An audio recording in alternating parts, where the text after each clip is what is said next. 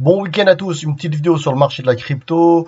Très bonne nouvelle pour le BTC qui, ça fait 2 fois maintenant qui a cassé en fait les 30 000 dollars. Donc c'est vraiment pas mal. Et là on est redescendu à 29 888, mais on avait cassé, regardez, j'avais enregistré le BTC. Hop, avec la FG Box, le BTC avait tapé 30 115 dollars, incroyable. Et 2 fois en plus, ça avait tenté de casser. Ça a réussi à casser, mais après c'est redescendu aujourd'hui. Mais très très bonne nouvelle parce que ça prouve bien, comment dire, que BTC devient de plus en plus fort chaque année en fait, d'accord, de plus en plus strong. Et je suis quand même étonné que ça tient les 25 000 dollars, ça va dans les 30 000, alors qu'on est dans une période quand même de hausse des taux, d'accord. Qui dit hausse des taux, donc l'argent beaucoup plus cher, moins de liquidité sur le marché. Et pourtant, c'est la première fois dans la vie du Bitcoin quand il y a une hausse des taux en fait. Et là, on se rend compte que ça tient plutôt bien. Euh, on n'est pas encore à la fin de l'année, mais j'ai l'impression que 2004 va être le commencement d'un bull run si les bonnes nouvelles arrivent sur comment dire, l'ETF Bitcoin de BlackRock. Écoutez bien ce qu'il va dire le PDG de BlackRock. Il a vraiment changé d'avis sur les crypto-monnaies et Bitcoin. C'est un discours complètement différent, alors qu'il y a quelques années, s'il parlait de money laundering, etc., fraude, ça a complètement changé de narratif maintenant. Et il devient plutôt pro-crypto, en fait. Écoutez bien. Also, I do believe the role of crypto is it's digitizing gold in many ways. Instead of investing in gold as a hedge against inflation, a hedge against the onerous problems of any one country or the devaluation of your currency, whatever country you're in. Let's be clear, Bitcoin is an international asset. It's not based on any one currency. And so it can represent an asset that people can play as an alternative. I would call it, the foundation of BlackRock is about hope. You invest for retirement because you believe tomorrow is better than today. And also, I do believe the role of crypto is... Et donc, vous voyez, il a changé de discours. Maintenant, il dit que les crypto-monnaies, Bitcoin, en fait, c'est c'est un actif international, etc. Et il avait dit aussi il parle de flight of quality, c'est vraiment étonnant, il a changé de discours. Voilà, regardez, on va écouter ça. This rally is way beyond the rumor. I think the rally today is about a flight to quality with all the all the issues around the Israeli war now, global terrorism, and I think there's more people running into a flight to quality, whether that is in treasuries, gold, or crypto, depending on how you think about it. And I believe crypto will play that type of role as a flight to quality. This rally is... Pour lui, les cryptos vont jouer un rôle en fait en termes de flight to quality, en fait un actif en fait assez un actif crédible en fait, je dirais de qualité en fait. Et vous voyez le discours qu'il a complètement changé en 2023 et vous croyez que Bitcoin va aller à zéro? Jamais de la vie, d'accord? Ça c'est pas un conseil d'investissement, mais c'est mon avis à moi, mais ça va jamais aller à zéro Bitcoin, j'y crois vraiment pas. Alors faire du DSA à long terme, c'est vraiment pas mal. Et donc ça, c'est juste mon point de vue à moi. À vous de voir. Regardez, en 2017, crypto est un index de money laundering, blanchiment d'argent, en fait, d'accord. En 2023, crypto jouera un rôle, en fait, comme flight of quality, quoi. Complètement le discours qui a changé. Forcément, si la SEC approuve l'ETF de BlackRock Bitcoin, je pense qu'on va atteindre les 50 000 dollars facilement. BTC. Il est probable que ce soit validé peut-être début 2024. Je vais suivre ça. Mais on est dans c'est vraiment étonnant de voir Bitcoin aussi fort, en fait. Je pensais qu'on allait descendre dans les 10 000 $. On l'a jamais fait. Le bottom, c'était 15 400. Et on n'a jamais réussi à descendre beaucoup plus bas. D'accord? Malgré la hausse des taux. Et donc, on voit le marché des crypto-monnaies monter, commence à monter, et la bourse qui chute, en fait. En plus, avec la guerre actuellement en Israël, à Gaza, il y a, en fait, le Bitcoin qui suit, en fait, le pétrole, en fait. Le pétrole, ah, c'est de la géopolitique, hein, le pétrole, forcément. Donc, pétrole fait 3%, 4%, et Bitcoin tape les 30 000 $. Incroyable, une performance assez étonnante, en fait, de Bitcoin en période de hausse des taux, alors que l'argent est beaucoup plus cher et moins de liquidité. D'accord? Et autre chose, comme news, en fait, concernant la SEC. Alors, la SEC perd, la SEC perd, en fait, reconnaît sa défaite face à Ripple. D'accord? Et abandonne ses poursuites auprès de ses dirigeants de Ripple. Oui, là, c'est une très très bonne nouvelle pour XRP. Mais moi, je pense que XRP pourra, s'il y a un bull run dès mi-24, 25, je pense qu'on pourra atteindre facilement les 5 $, voire même 10 $.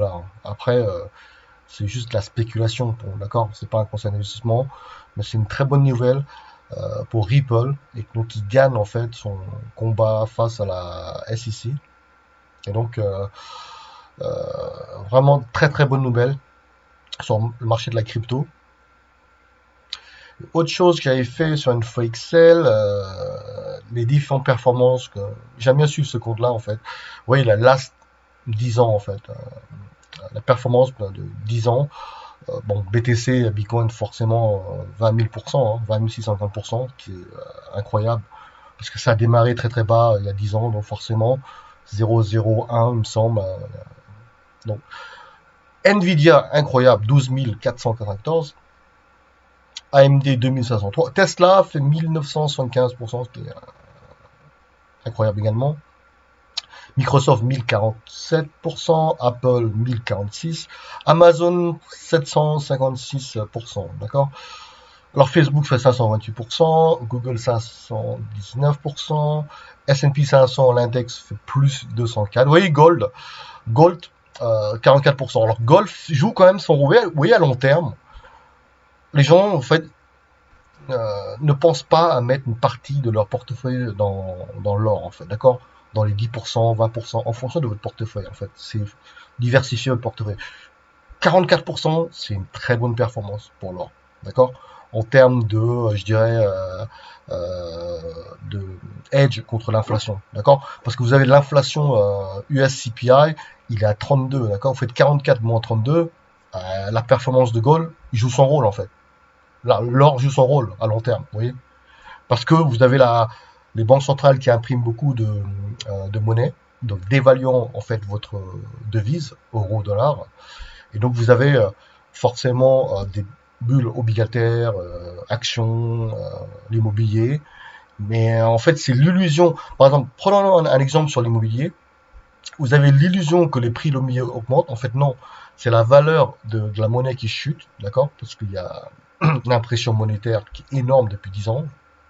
Et donc, la valeur du dollar ou la valeur de l'euro, en fait, elle diminue avec le temps, d'accord? À cause de l'inflation.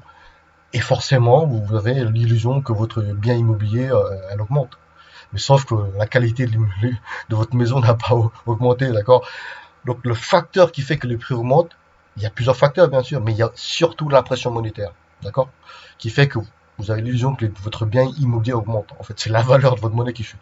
Bien sûr, ce qui impacte le prix de l'immobilier, c'est aussi la demande, l'offre et la demande des maisons, etc. Ça joue bien sûr. Il ne faut pas être non plus aveugle. Mais la création monétaire fait en sorte que l'euro, la monnaie fiat, en fait, perd de la valeur à long terme. D'accord? Ça crée de l'inflation et vous perdez de l'argent lorsque vous mettez votre argent dans une banque. L'inflation va leur faire perdre en fait la valeur de votre euro. Voilà. Donc c'est pour ça que il y a une expression anglaise qui dit money should never sleep in a bank. Donc la monnaie de votre argent doit être investi dans des actifs qui vont prendre de la valeur à long terme. D'accord? Si vous laissez à long terme votre monnaie dans une banque, vous perdez de l'argent à cause de l'inflation. Voilà. important de savoir. Alors, la performance de Bitcoin depuis 2010, forcément, hein, 2010, ça fait 9900%. Alors 2020, il fait quoi? 301%. 2021, il fait 66%. 2022, c'était pas terrible, c'est clair. Le marché a chuté également à la bourse. Moins 65%. Moins 65%, c'est pas non plus catastrophique, hein, parce que Bitcoin a connu pire que ça, hein, avant. Donc on a vu moins 80%, etc. chez BTC. Et donc c'est pas catastrophique, moins 65%, pardon. 2023 n'est pas terminé, mais pour l'instant, on est à plus 72%, ce qui est vraiment pas mal, bien supérieur au taux d'inflation, d'accord? Et donc vous êtes gagnant si vous avez pris des DCA à long terme. En fait, le DCA, il faut pas faire du DCA à l'aveugle, il faut faire un DCA intelligent, c'est-à-dire que prendre des positions acheteurs, en fait, et le holder à long terme. Bien sûr, il faut prendre lorsque le marché chute, en fait, fait moins 20%, moins 10%, boum, vous achetez, en escalier, en fait, par palier. Et si vous croyez en Bitcoin, en Ethereum, vous gardez à long terme. Et si le marché est haussier en 2025, vous êtes gagnant, d'accord? Et c'est pas un conseil d'investissement, mais à vous de voir. En fait, c'est important de faire du DCA pour ne pas louper en fait le point le plus bas, parce que les crypto-monnaies, on fait quand même, on est quand même à moins. La plupart des cryptos en ce moment, on est à moins 80%, d'accord? Ce qui n'est pas une surprise, puisqu'avant, on avait déjà vu ça en 2017, 2018, lorsqu'il y a eu le marché baissier en crypto-monnaie, la purge en fait.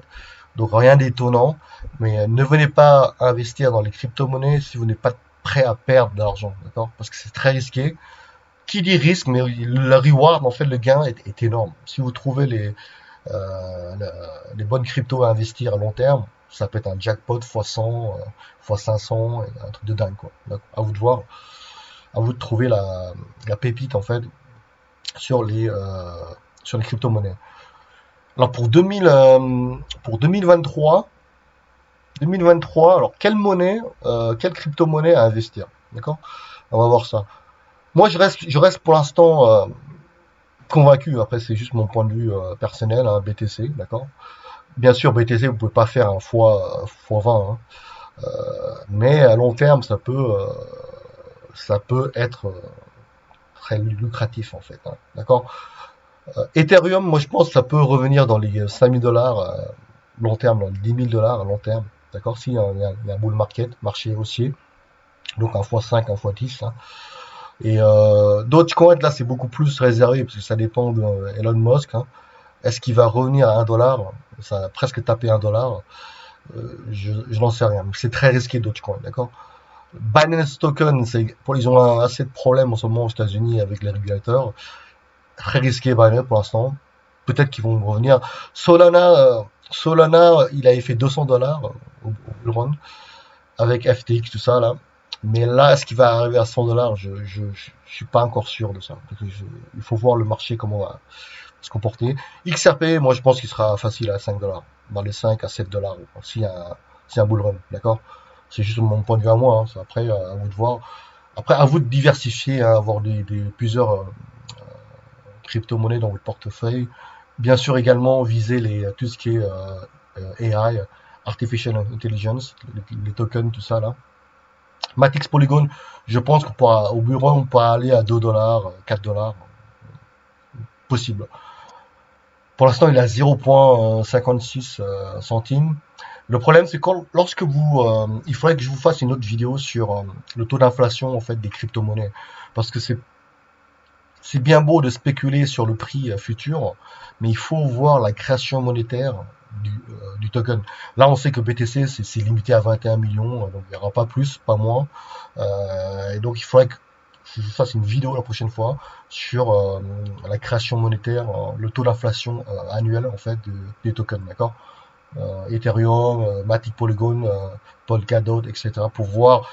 Parce que si un taux d'inflation beaucoup trop élevé, en fait, un taux de création pardon trop élevé, vous n'allez pas voir le Matic Polygon à 100 dollars, hein, d'accord? Parce qu'ils impriment beaucoup trop. Et donc il faut vraiment une très grande demande pour que le prix soit à 100 dollars, hein, d'accord? Et donc, je sais qu'à Valence, il y a un taux d'inflation, je crois qu'il était, il me semble, hein, taux d'inflation dans les 20%, il me semble, 21%, il me semble, à Valence, énorme. Il faudrait que je revérifie ça. Mais avant de spéculer sur le prix, il est quand même important d'analyser le taux d'inflation, le taux de création monétaire, pardon, des tokens. D'accord? Et donc, d'essai à long terme, juste mon point de vue à moi, d'accord? Vous connaissez pas le bottom, pour ne pas louper le bottom, le seul moyen, c'est d'investir tous les mois ou toutes les semaines en fonction de votre budget. Bien sûr, de ne pas prendre position d'achat si le token fait plus 5%, plus 10%, puisqu'il ne faut pas acheter quand ça monte à 15%, d'accord? Il faut attendre. Ça corrige tout le temps, de toute façon. Il y aura une correction, et c'est là qu'il faut acheter, en fait, d'accord? Lorsque le BTC va faire moins 10, je ne vais pas hésiter, je vais le prendre. Je vais prendre des positions sur BTC, long terme. Ethereum, si Ethereum me fait moins 10, moins 7, moi je vais le prendre, d'accord? Par palier, d'accord? Je vais me fixer un budget mensuel, par exemple 1000 dollars par mois, et je vais diviser 1000 dollars par token, BTC, Ethereum, Matic, Polygon, XRP, etc. Et donc je diversifie mon portefeuille, d'accord? Bien sûr, pour les gens qui ont du cash, ils peuvent investir dans des ETF, hein, d'accord? ETF, S&P 500, etc. Mettre un peu de gold également à long terme, parce que gold à long terme, je pense que ça va aller à 3000 dollars facile, hein. Là, on n'est pas loin des 2000 dollars. Je pense que 2024, 2500, 3000 dollars, c'est possible, d'accord, sur l'or. Donc long terme, un edge contre l'inflation, c'est vraiment l'or joue son rôle, hein, d'accord, joue son rôle. Et donc, BTC, moi je pense que le BTC 2024, mi-2024, avec le halving de BTC, vers 2025, les 100 000 dollars, c'est très probable. J'ai pas de boule de cristal, mais je suis convaincu qu'on va aller à 100 000 dollars. Parce que franchement, c'est la première fois que le BTC vit la hausse des taux de la Fed. Et ça tient bien les 28 000 dollars, 29 000. Ça tient bien pour l'instant. L'année n'est pas finie, mais on va voir ce que ça donne, que ça va donner. Même s'il descend dans les 20 000 dollars, je ne vais pas hésiter à faire du DCA. D'accord? Après, c'est juste mon point de vue à moi. Faites-moi un commentaire si vous avez aimé cette vidéo. Également, n'hésitez pas à nous suivre sur notre chaîne. Également, le projet, là, est toujours pas.